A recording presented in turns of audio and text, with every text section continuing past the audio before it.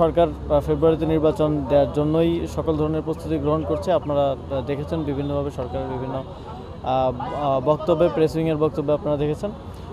এখন জুলাই সনদের বিষয়ে রাজনৈতিক দলগুলো এবং ঐকমত্য কমিশনের যেই বৈঠক, সেখানে একটা ঐকমত্যে আসা গেলে আমরা নির্বাচনের দিকে আরও দৃঢ়ভাবে আগাতে পারব।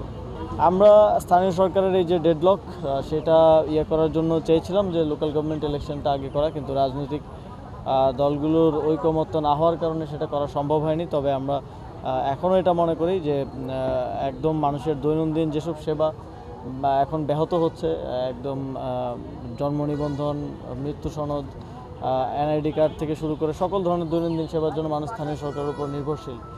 তো এগুলো নিরসনের জন্য যত দ্রুত সম্ভব স্থানীয় সরকার কাঠামোটা পুনর্গঠন করা, অর্থাৎ নির্বাচনটা প্রয়োজন। বরাদ্দ কিংবা বাজেটের কথা বললেন, এটা তো আসলে দীর্ঘদিনের একটা প্রসেসের মধ্য দিয়ে দীর্ঘদিন ধরে একটা প্র্যাকটিসের মধ্যে চলে এসছে। এখন প্রতিটা জায়গায় ধরে ধরে সেই পলিসি থেকে সরকার বেরোয় আসতেছে এবং কাজ করতেছে। অলরেডি স্থানীয় সরকার থেকে আমরা আঞ্চলিক বৈষম্য নিরসনের জন্য ইতিমধ্যে প্রয়োজনীয় প্রায় 29টা প্রজেক্টের আমরা ডিপিপি সংশোধন করেছি।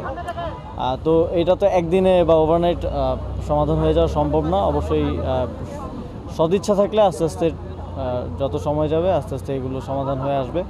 5 আগস্টের পর আপনারা জানেন যে বিগত সময়ে স্থানীয় সরকার নির্বাচনেও ভোট চুরি হয়েছে, কেন্দ্র দখল করা হয়েছে। সে কারণে উপজেলা পরিষদ, জেলা পরিষদ, সিটি কর্পোরেশন এবং পৌরসভাগুলোকে ভেঙে দিতে হয়েছে।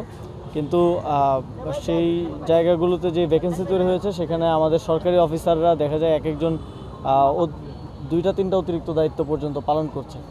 তো সেক্ষেত্রে তাদের স্বাভাবিক কার্যক্রম ব্যাহত হচ্ছে।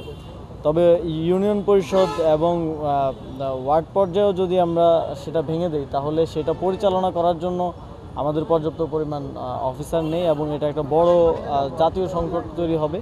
তো সেই জায়গা থেকে আসলে ইউনিয়ন পরিষদ ভেঙে দেওয়া হয়নি। তবে যারা কট্টর আওয়ামী লীগের ফ্যাসিবাদীদের চেয়ারম্যান ছিলেন, তারা 5 আগস্টের পরে আপনারা জানেন যথারীতি পালিয়ে গিয়েছেন এবং সেখানে সেই জায়গাগুলোতে প্যানেল চেয়ারম্যান কিংবা প্রশাসকের মাধ্যমে কার্যক্রম পরিচালনা করা হচ্ছে।